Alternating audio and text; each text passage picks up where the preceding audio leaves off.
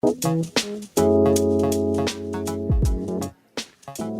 are live from the New Haven International Festival of Pancakes, Arts, and Ideas. And we're live from the Study Hotel. Hey, there's people here and stuff like that. We're in the lobby of the beautiful Study Hotel here on Chapel Street. You may hear people being checked in. If you hear someone say, "How many nights are you staying?" That's actually not part of the radio show. And we're here to talk about the festival. I'm going to introduce our guests in just a second. I'm going to tell you a story first. So the festival, as I think probably most people know at this point, is a melange of music and theater and performance art and visual arts and discussion panels and lots of things that I'm not thinking of right now that we'll get to. And it kind of sprawls around downtown New Haven. And so yesterday I was here just going to stuff and kind of floating around and absorbing it.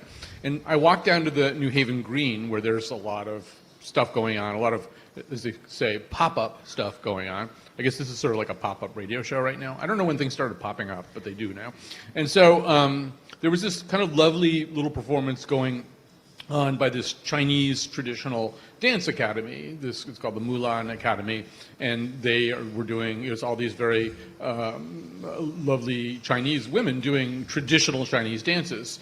And these dances also involve those kinds of fans that you see perhaps carried, that are carried folded up for most of the dance, but at critical moments in the dance, the dancer kind of snaps her wrist and the fan fans out into a fan shape. So they got done with a few of their performances, and then they invited the crowd to come up. And so the crowd consisted of some people who are here for the festival or noticing the festival, but I think also people who are kind of serendipitously just on the New Haven Green. And so there's some people there, and we're all kind of crowded into this little tent. And so a whole bunch of people came up on stage with these beautifully dressed and very stately women who were these trained traditional dancers. And among them was this little boy. He's about 5 years old, African-American boy. That's actually, I think, important to this story. And the whole idea was that they were going to just teach them one of these dances. And so people were kind of learning at different paces. And so this little boy, he's very young, and he was very unself-conscious, and he was very eager to do this. He was having a little bit of trouble with some of the mirroring aspects of following somebody else's dance. He would kind of turn the wrong way at times. And it took him a little while to also master this thing with the fan, because his hands are small. But he was getting it, and everybody was just nuts about him. He was just very cute. And suddenly there was a little pause, a little break, as they were kind of getting ready to maybe learn a new set of steps.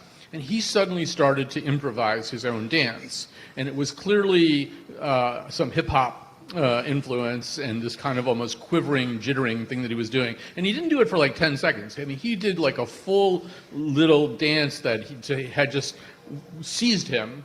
And at the end of it, and he was like maybe dancing for at least a minute. And at the end of it, he kind of dropped into sort of a semi-dab pose and snapped this fan out perfectly just as he did it.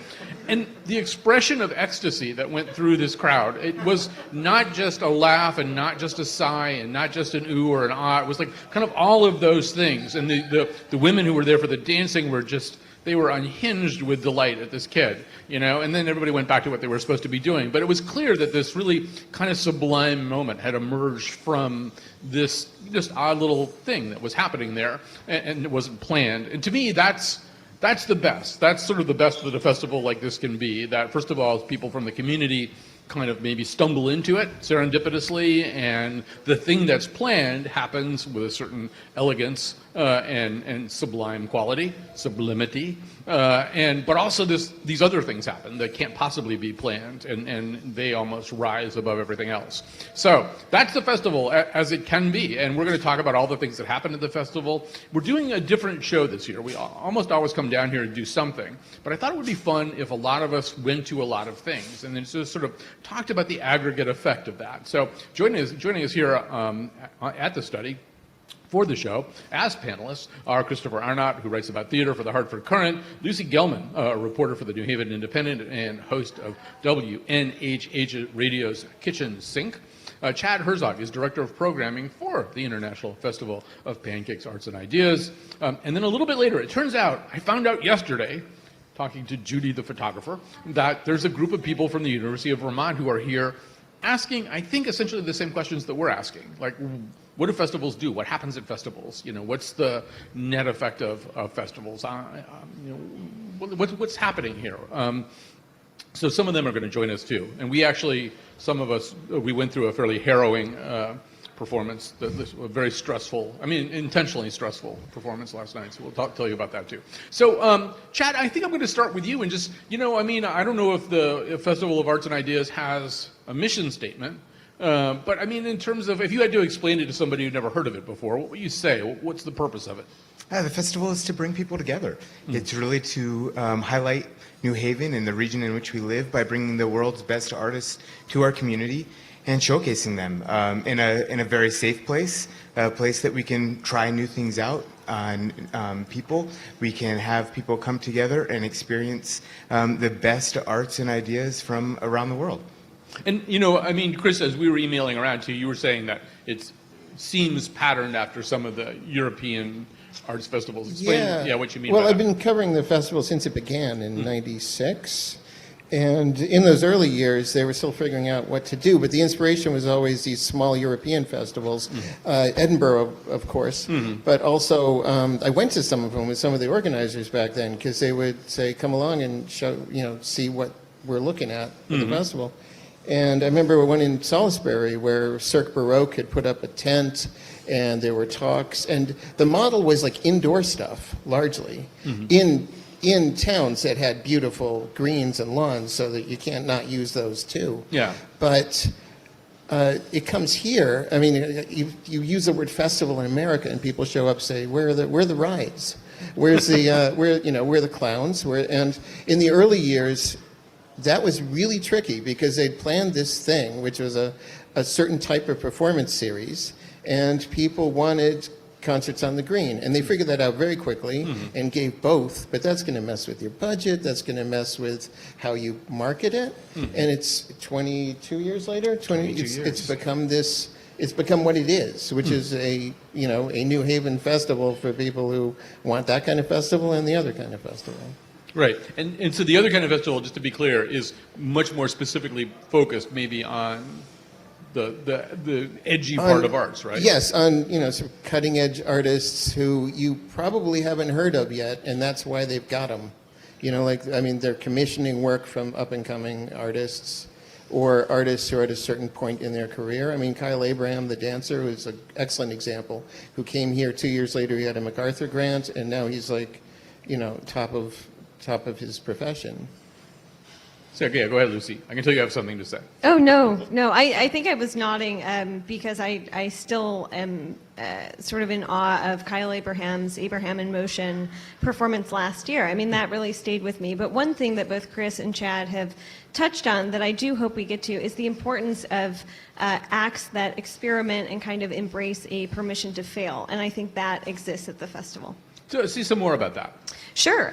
So I think we've seen this year, but also in other years. It's really important to me as someone who writes about the arts from a critical perspective that you see works that are very polished, and certainly there are those at the festival. There are works that push the envelope, that are transgressive, that are maybe culturally sensitive or make you think differently about how we're using cross-cultural boundaries and language. But then there are also works that are drafts. And I think this is a huge part of festival culture, not only in New Haven, but sort of more nationally and more globally. This year, I think Aaron Jafaris's Belonging, which was a hip-hop forum about gun violence, so sort of renamed from an oratorio about gun violence, was very much an example of that. So this was something that was commissioned 2 years ago, Chad? 4 years ago. 4 years ago by Mary Lou Aleski. Was a sort of a tandem piece to Stuck Elevator, Aaron Jafaris's Stuck Elevator, and was very much so. It was performed last weekend at Long Wharf Theater, and was very much sort of still a draft, still figuring out what it was, and I appreciated that. I like seeing art when it's still evolving. Yeah, Chad, I feel like one of the virtues of a festival like this one is that it kind of challenges our idea of what the arts are. I think for most of us, even those of us who think of ourselves as pretty engaged, to most of us it still means that concert we went to and the play that we went to, and maybe we saw an exhibition somewhere. Over the course of a year in our lives as art consumers, we see a lot of stuff, but I think we see stuff that kind of fits some kind of prescribed format of what our idea of the arts are. This, over the course of the last few days here, I feel very much as though I need to think much more expansively about this. Absolutely, and I think that's where a festival has benefits that maybe a traditional performing arts center does not always do so. Where you go to a performing arts center, we can use the biggest names out there, Lincoln Center, the Kennedy Center, in their traditional series, and you kind of know that you're going to get this prescribed series happening to you. You're either going to get the dance series or the theater series or whatever you want to call it. And when you go to a festival, you get a chance to really take it all in and really experience all kinds of performances in a short time period, whether it be over 3 weeks or 10 days or 2 days. The fact that you can walk in from theater to theater or space to space and really experience. Did you almost just use festival as a verb? I might. Seemed like you were about to. Is Which that I we don't know. festival? How do we feel about that? I feel like I got to go festival. I guess it's okay. Everybody does it Yeah. these days. Everybody just verbs everything.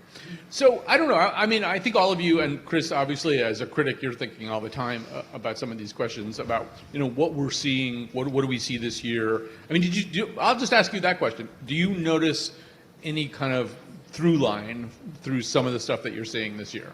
I've always come to it, I've always festivaled. Yeah. I've always come to it from the perspective of it being a larger, like a collection of stuff. That's always my question. Is it a collection? And it connects, and like partly your story where you opened up there with the kid. I see that stuff all the time, and you see the same artists in other contexts at performance series or at other theaters, and it ain't the same. It's this whatever this festival does, it is unique to this festival. I mean, Aaron's thing. I mean, we should say Aaron Jafaris is a local boy. He's I mean, a he New went Havener, across, yeah. went to Wilbur Krause, and he it's a really good example of the festival because it's a guy who's getting work produced around the country, who is from here, and he works with an Asian artist who lives on the West Coast, and there's a huge local. I mean, I saw Belonging, and I knew everybody in that audience, but not from theater, from activism, I've lost my train of thought. Yeah, but I'm sorry. We're talking about Belonging, and we need to realize that Aaron, yes, we benefited so much because he's from New Haven, and he is this New Havener who knows the people and is as much a part of the city as really anyone else. But this piece is going to be performed all over the world. And remind people and might this have was lost the thread also of which piece this is, Chad. This is Belonging. And So- it's, I'm sorry. yeah, explain what it is. So Belonging was this hip-hop oratorio on gun violence by Aaron Jafaris and Byron O. Young. And so when you look at their work together, and it's the second part of a trilogy. Lucy mentioned Stuck Elevator. Stuck Elevator was this piece that they did at the festival 4 years ago, and it was during the festival. And a talkback, the way I understand this from Kathy Edwards and Mary Lou, is that it was during this talkback that somebody said, "So what are you doing next?" And they said, "Oh, we're going to do this piece about gun violence and mass shootings in our country." And they said, "We're going to do it at the festival." And they're the ones who said they're doing it here at the festival. And of course, the festival then fostered it along. But this is a piece that could be performed in any city in this country and around the world. And we should say the festival was its third stop Yeah. in a month and a half. It was in San Francisco, No, Florida. not yet. It started, so March 17th, it premiered at Right. Virginia Tech in And the- Blacksburg, Virginia. And then it was in Florida. And then it was in Miami, and now here. It will continue to live Yep. on past the festival. What makes Belonging unique is that the cast is made up of community members. Yep. So there were 30 community members that made Belonging happen.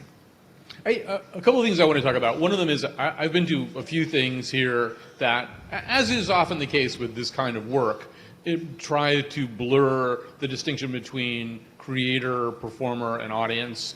And so I just came across the street from this thing called In Between the Chaos Project, where all these things are really hard to describe, but you're walking around in all these kind of rubber bandy substances. At one point, you are kind of combined with 3 or 4 other strangers, and you're kind of yoked together with this rubber bandy stuff, and you have to move as one, and then it becomes clear that one of the people who's yoked to you actually is part of the project, and they're trying to pull you in kind of strange directions, and there are ways in which you sort of become musical instruments, and I think in the second segment we're going to be talking a little bit more about Oni-Chan, which is right next door, which is this sort of complicated post-apocalyptic game that ratchets up your anxiety levels a lot. And Lucy, that is sort of something that I think, once again, we're pretty used to art where we sit here, you stand up there on stage, Yeah. Yeah, people still get freaked out by participation. It's something that I like. I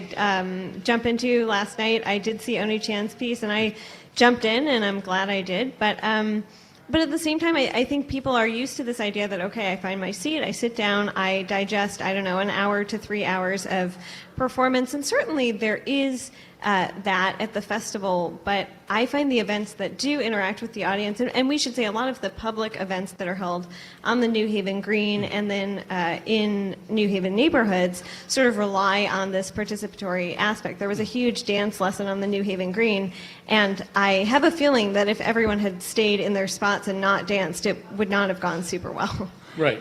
But it's a reminder of how walled off we are too. Like at the in the Chaos Project, I had to hold hands with total strangers at the end. I'm from Connecticut. I don't do that kind of thing. But we did it to create some kind of capacitance effect, that where a note is played by 2 of us slapping our hands together, and it's different depending on how much water content you have in your body or something. I don't know. I didn't entirely understand all this. But so Chris, one of the questions that I have about this, and I think it goes back to Lucy's point, that it's okay for things to not be perfect, for this to be a place where things are tried, And sometimes when I'm for example, we should talk about manual cinema. Manual cinema, I think is, since you're the critic, quick capsule description of what this is. Oh, I tried to describe it. It needs to be seen. I mean, it's an extraordinary piece with, when you hear it's got puppetry and live projections and performance and an onstage orchestra. I mean, really a sort of classical pop band. You still don't know what to think, but I'm here to tell you that the shadow puppetry is extraordinary. I mean, they're not just finding interesting elements and seeing, like saying, "Oh, wonder how this will work together." They actually do all this stuff really well. It's an original score. They have the projectors they use are overhead projectors. Yeah, they're like very old school classroom, old school classroom projectors, and they use. With that medium, they'll have a silhouette of an actual performer interacting with a shadow puppet, and the clarity is as if they're both the same thing. First of all, that was really good, but it is impossible to describe what this thing is. And it is. It's really ingenious. And Lucy, you saw it, right, too, right? I did, yes. Yeah. But I have to say, I'll just be the skunk at the garden party. These people are ingenious. I can't believe that they do what they do. They put all these self-imposed limitations and constraints on themselves, and they create these unbelievable effects. And there's only 4 people on stage. It seems like there has to be at least 12 people doing all this stuff. And somehow or other, I'm pretty sure it's just 4 of them. It's 4 performers and it's a 5-piece band. Yeah, 5 people. And the music is really interesting and really great. I found myself sitting there thinking, ingenuity and talent and even genius don't necessarily add up to compelling, or I ultimately wasn't compelled by this thing. I spent the whole time just in awe of their talent and their ingenuity, but I also thought, well, this is like a kind of a long way to. A couple of times I thought, just talk to me, tell me what's going on. Well, it should be said. I mean, there is actually a narrative in the thing. Yes. There's a story being told, right? And a pretty sharp satire on television. Not the newest kind of satire on television. It's like shopping channel jokes, but at the same time, I was moved. I mean, you were moved. Yeah. Say, I think I was. I could tell from the rest of the audience that most people were moved. I was like, what were you going to say? Well, I guess two things. What I liked about it was, so Chris has talked a little bit when we were emailing each other about, the issue of access and accessibility. And I think for this, if you are like a TV or cinema dork, you get super into the mastery of it, but also the references to cinema and like the language of cinema. But if you're not, if you're just, a pedestrian coming off the street, if you're a pleb like me, you're also into it because it's really fun to watch. I found it effective and affecting because I am from Detroit, and so a lot of that, and so the references to the United Auto Workers, the references to the daughter being killed in a car crash in Dearborn, Michigan, that actually sort of hit me on just a personal level. But it is a work, I totally agree with Chris, that needs to be seen. The craft is really impressive. And Chad, I also think that, just to go back to Lucy's original point, I think when you go to a festival like this, when you have to kind of give yourself permission to maybe struggle a little bit with one thing, and I mean, Chris, I don't know if you remember, did you see the Bristol Old Vic when they were here and did Midsummer Night's Dream? Oh, sure. Yeah. That's the most amazing thing I've ever seen in a theater in my life, probably. So that's going to happen sometimes. You're going to go to something and you walk out and you'll say, you know what, I'm a different person now. And that does happen. And I think depending on who you are and where you're coming from and how you're getting to it, I heard those same comments coming out of Manual Cinema. Right. I had somebody who said that I've been to every festival for the last 18 years and this piece finally moved me. Yeah. And then we're hearing you say that it didn't work for me at all. And I've had other people tell me that they're in tears throughout. And I think the one thing that we have to maybe bring up here is we're talking about the rawness of it and maybe how it's not working and what's not, or it feels new or isn't there, is that so far we've talked about two pieces that are brand new, that are festival commissions, that have not had a life outside of New Haven yet, right? So what does that piece look like a year from now, and what is it going to be? And that's really the role that we're playing in making sure that these new pieces are being made, developed, and seen. And then, somebody a year from now might be having that new Vic experience for you, or old Vic. Yeah, Ani Chan's thing, Lucy and I were both there last night, she has to come out and tell you that the thing's over. So that's very raw, too. I mean, it's got a lot of improvisatory thing. And I got to say, just quickly, the participation thing, I did the obnoxious thing and refused to participate because I like to scribble in a notebook. It's my job. And they let me stand off in a corner. So that was cool. And I was pleased they made the decision because there's another writer there, not Lucy, but somebody else who spent half the time in that quarantine tent and missed an ascent up a ladder and a bunch of other cool stuff that was happening there. We don't want to alarm people there. The quarantine tent is actually part of the actual performance piece that you're doing. There's been no outbreak of SARS here in New Haven. You don't have to worry. I'm going to just pause the conversation here. We're going to grab a break. Since we're on the subject of that particular piece, we do have a group of faculty and students from the University of Vermont. They're going to briefly come in here, switch places with our terrific panel. Our terrific panel will be back for the final segment of the show. But let's grab a break right now. And, if you're enjoying yourself here at the study, we can even do that kind of thing. We'll be back in just a few seconds.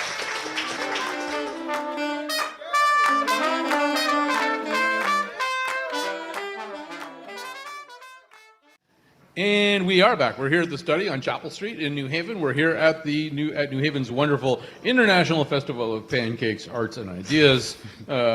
I come here every year and there's hardly any pancakes. However, there are people from Vermont. They always bring maple syrup, so we're going to introduce them to you. Natalie Newart is a lecturer at the University of Vermont. She's brought she's actually brought a lot of her students down here.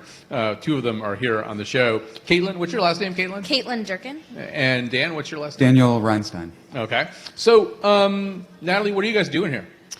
So I got this idea a few years ago to teach a class called Aesthetics of Live Performance. I teach in the music department at UVM, and I also run the concert series.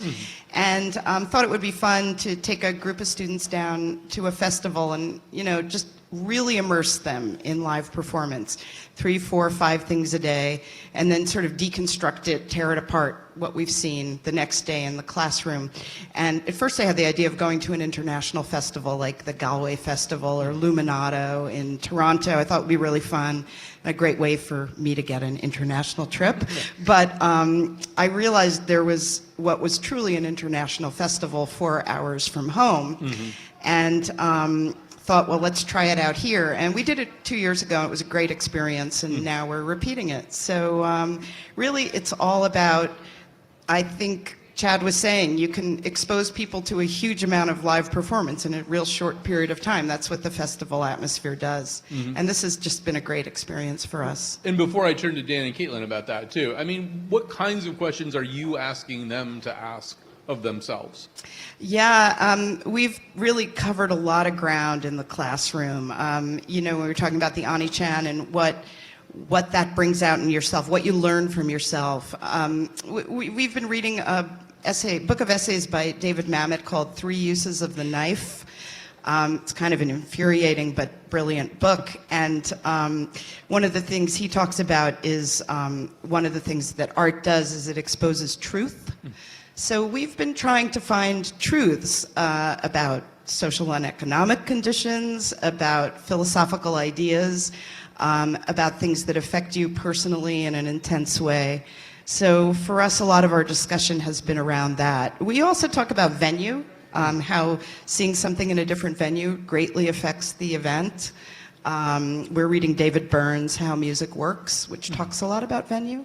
So it's kind of a combination of things, but I'm always amazed by what they come up with in class, and there's no lack of conversation. The class could go for 6 hours, not 2.5 hours.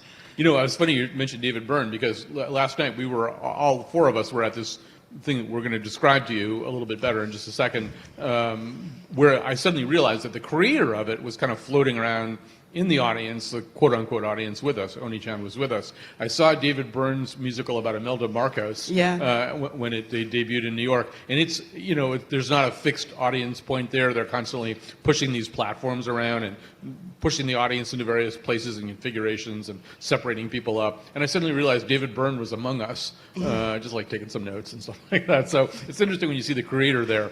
I also want to point out, as you guys, they made faces when you mentioned David Mamet. I don't know how that's been going, but David Mamet doesn't allow talkbacks at his things. We just talked about this recently on the show. Like if you're producing his show, you know, in Vermont, and you have a talkback afterwards, you get a letter from his lawyer. He'll shut your behind right down, or fine you or something. So he doesn't. The pedagogical part of this is complicated for him. He's a really opinionated guy. Yeah, I think that's fair. So let's talk a little specifically about this, and I think this will be fun maybe for the listeners too, just to kind of get a sense of what we went to. We were at 6 p.m. yesterday here, across the street from here at the Eisenman Theater, and I'll try to set this up, and then maybe you guys can help me out a little bit. The notion is we walked in, and we were essentially divided into 4 groups, told that we were going to play a game, that there was sort of an apocalyptic quality to this. There was also there were people on iPads who were ostensibly in Hong Kong trying to give us advice about things. There was a reclusive game maker or master named Jason, I think was his name, who would talk to us over the PA system. His best friend was supposedly kind of trying to help us understand what was happening. There was an element of us being human mahjong pieces. Eventually, there was a moment when weapons came out. There were canisters that we had to open using clues. What else, Caitlin? What am I missing? You did pretty well. Quarantine time? Yeah. Oh, there was a quarantine. Yeah, So there was a SARS yeah. outbreak in the middle of the thing. We were handed Right. those disease masks to wear over our mouths and noses. There was a quarantine. Some people were grabbed away from us. The teams were constantly reshuffled. I don't know. So Caitlin, I'm going to have you and Dan talk about this a little bit. I think one thing we all agree now is that this was less about the ostensible structure of the performance and more about what we brought into it. Oh, totally. We talked about that in class a lot today.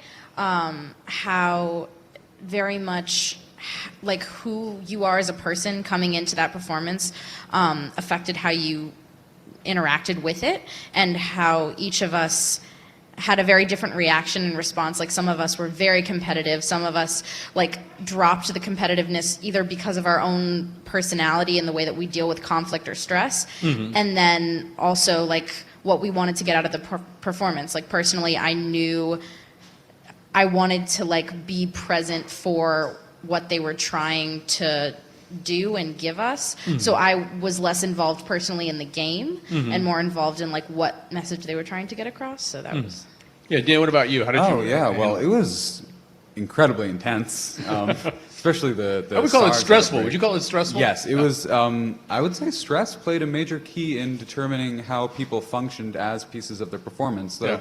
not only were you a mahjong piece, not only were you a battleship piece theoretically, but you were also a piece of the artwork, and the stress that they put you under allowed you to kind of like become, maybe rise from the ashes per se, become the piece of art that like function together. It was a very like group dynamic under stress performance was what I noticed the most. I mean, I love puzzles. I wanted to win, but that was very difficult to do. And you know, Caitlin, there are some performance pieces or any kind of art piece where you can sort of say, well, you know, each time, each iteration is a little bit different. Here, I would say, I'm guessing each performance of this thing bears no resemblance or very little resemblance to the one that went before, right? Oh, of course.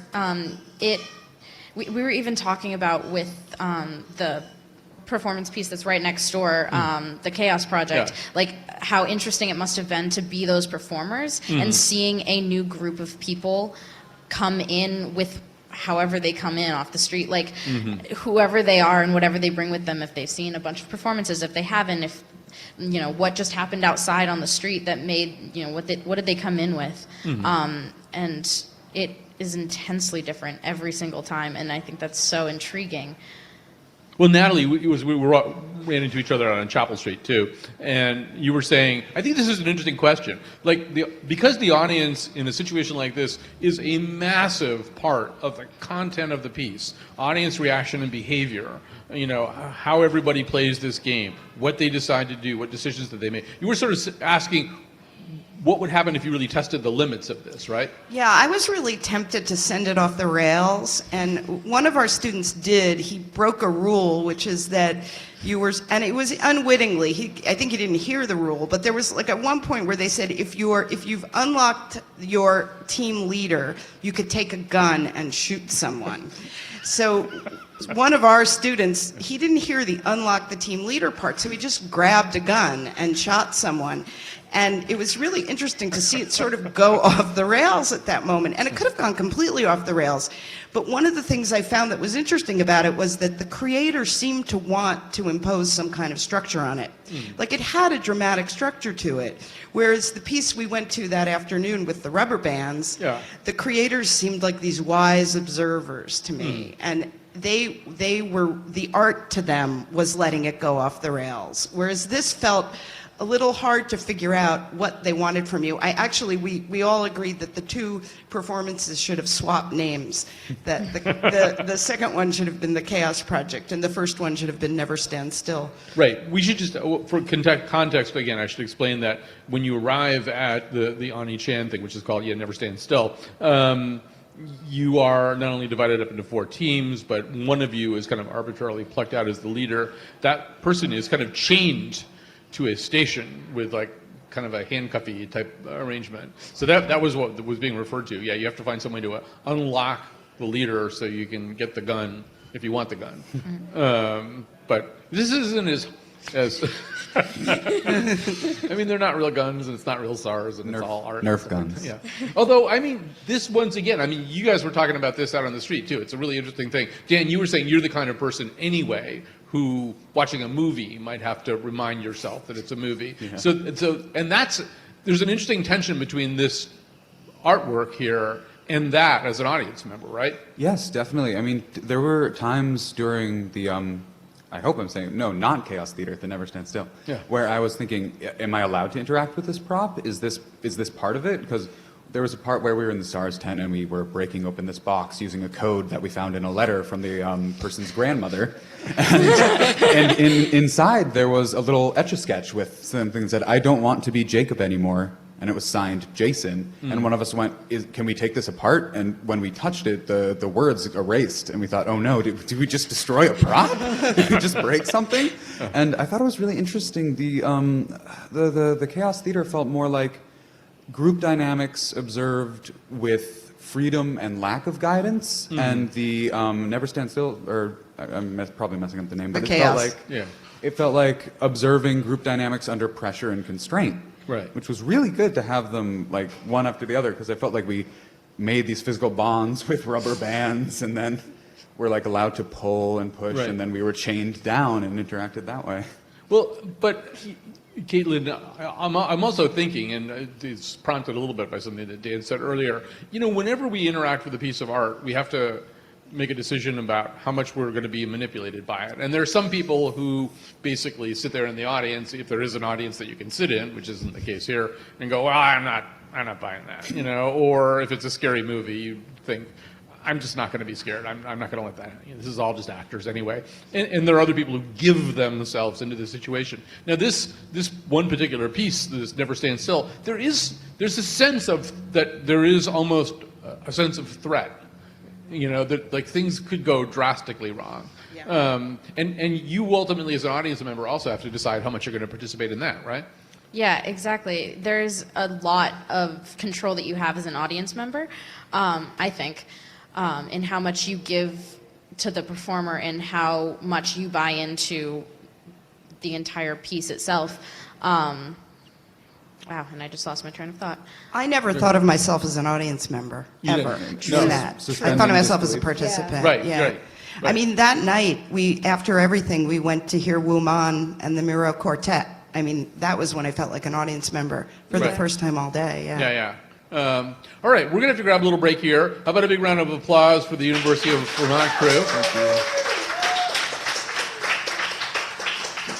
Let me tell you about what we're talking about next week. You're going to need to get an early start that day to get down for the conversation that we're having. But no, that's all right. You're free. You're free to go. You don't have to keep doing this program. All right, we'll take a little break here and we'll come back.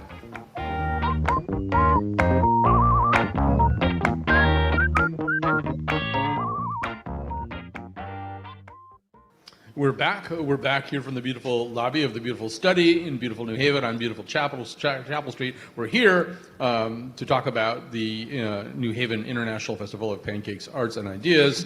And I have to say a few thank yous too. I have this great crew of people that we come down here. We set up I say they set up a radio show. I walk around and talk and drink coffee. Two great producers are here on site, Jonathan McNichol and Betsy Kaplan. We've got some great interns here as well today, Tim Cohn and Carmen Baskoff. And we got Gina Matruda back at the mothership, making sure we stay on the air. Who else? Am I forgetting anybody? No, I think you guys did it all by yourself. Anyway, thanks very much for doing this today. You guys are great, and makes it seem really easy to have great producers. All right, so back on the panel with us are Christopher Arnott, who writes about theater for the Hartford Courant, Lucy Gelman, reporter for the New Haven Independent and host of WNHH Radio's Kitchen Sink, and Chad Herzog, who's director of programming for the International Festival of Arts and Ideas and Pancakes. We should say, we were just talking a little bit about these two kind of counterposed works of art that are being performed across the street at the Yale Art School. One of them is that very anxiety-provoking game that we were telling you about. The other one is this very kinetic experience of physical art.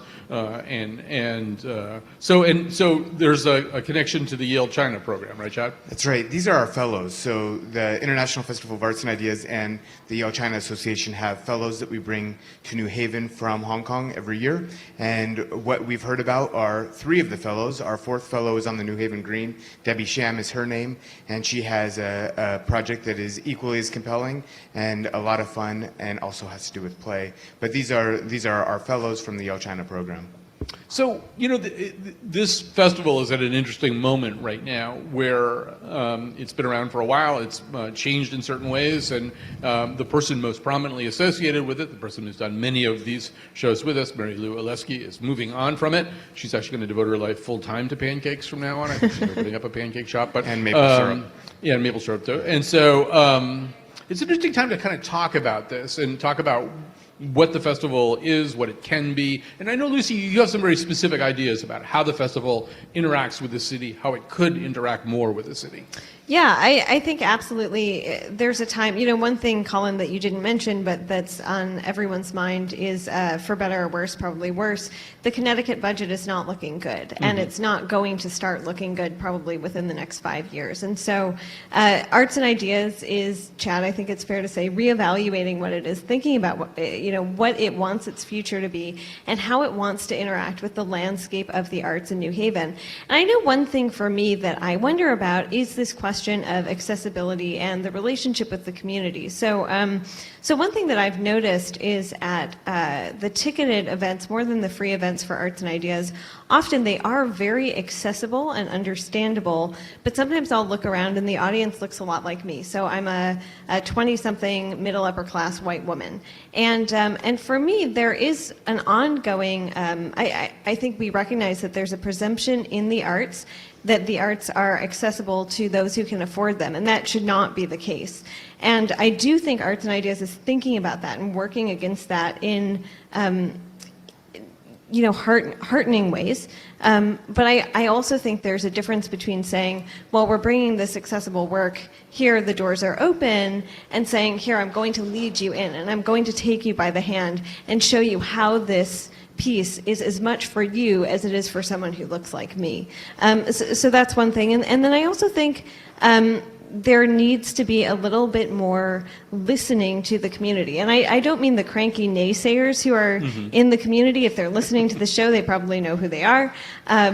But listening to different neighborhoods. So New Haven is sort of has a lot of micro neighborhoods, and they all need different things. And so I think in the arts, sometimes we see an assumption, an organization that maybe makes assumptions about what a majority African American neighborhood needs, or what a majority Latino neighborhood needs. And so going forward, I would like to hear more town halls, more forums.